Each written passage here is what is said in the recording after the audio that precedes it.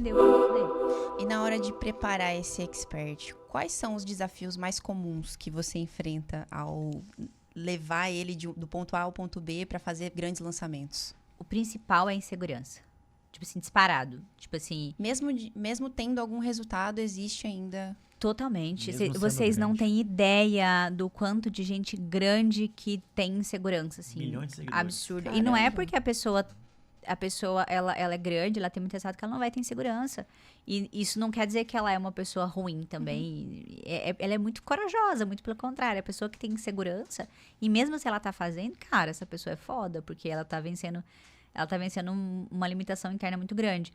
Então, os dois grandes problemas são a vaidade, o ego, a vaidade, quando a pessoa ela perde, ela descola um pouco, e daí e principalmente o expert, né? O expert tá muito exposto ali ao reconhecimento, e isso pode envaidecer muito, e aí é muito ruim, porque ele deixa de ouvir, ele desconecta um pouco da realidade, é difícil você liderar quem já tá muito no salto alto, é difícil, você vai ter que ter muito mais traquejo. E o outro é a insegurança, assim, então... esses são os dois grandes desafios. É a pessoa não te ouvir, ou ela te ouvir, mas ela tem uma barreira interna muito grande. Por isso que você tem que ser muito bom com gente, assim. Não adianta você querer... eu quero me diferenciar como estrategista e eu vou começar a preparar o expert. Primeiro, você tem que sentar a bunda na cadeira e estudar muito sobre gente. Você tem que estudar, você tem que saber desenvolver, você tem que saber captar crenças ali. Você tem que saber substituir crenças, você tem que saber destravar a pessoa. Você tem que saber inspirar ela, você tem que saber estratégias psicológicas pra você, tipo, colocá-la em estados emocionais.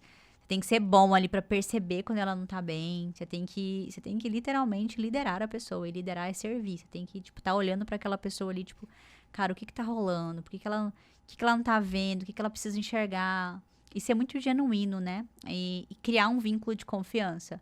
Acho que quando você cria um vínculo de confiança, você pulsa, assim. Eu já cheguei, tipo, expert ficar doente, eu ficar doente. Caramba.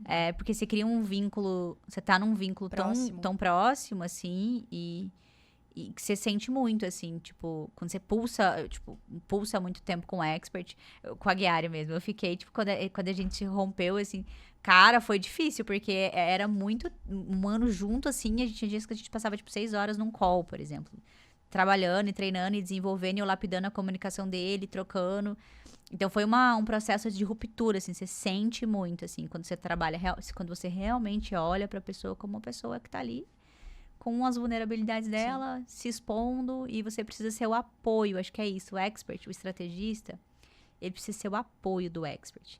Porque o expert se sente muito sozinho num lugar de alta exposição. E ao mesmo tempo que ele se sente conversando com todo mundo, ele se sente conversando com ninguém. Porque Nossa, faz todo sentido. ele se sente muito sozinho. O expert, ele se sente, tipo, solitário. E as inseguranças, os medos deles, ele não revela. Então, você criar um vínculo de confiança com ele, ao nível dele conseguir te falar as vulnerabilidades dele, você conseguir perceber e ajudar ele, ser o apoio dele, é sensacional. Porque a gente não tá bem todos os dias. Com certeza. E aí, você tem que, tipo assim, por exemplo, eu já tive um problema familiar e que a minha mãe me ligou chorando, e foi um problema sério. E aí minha mãe me ligou chorando, assim, tipo assim, eu desliguei o telefone e abri a live. Oi, gente, boa tarde, e como que vocês estão? E eu tava, tipo, chorando por dentro, assim, foi um... Tipo assim, e aí eu fico pensando, né, cara, quantos e quantos experts estão passando por esse momento agora? Total. E às vezes o estrategista não entende isso, assim, o estrategista não entende. E às vezes o expert não tá performando, o expert não tá gravando criativo, ele tá colocando, criticando o expert, mas às vezes o expert não aprendeu, tá com dificuldade de fazer, aquela cópia não fala com ele já tentou, e ele tá com a dificuldade porque ele não sabe fazer, ele não aprendeu, ele tá com e aí, ou ele performar mal, ele tem medo de fazer um pitch, e aí por que ele tem medo de fazer o pitch? Porque às vezes ele tá inseguro no produto.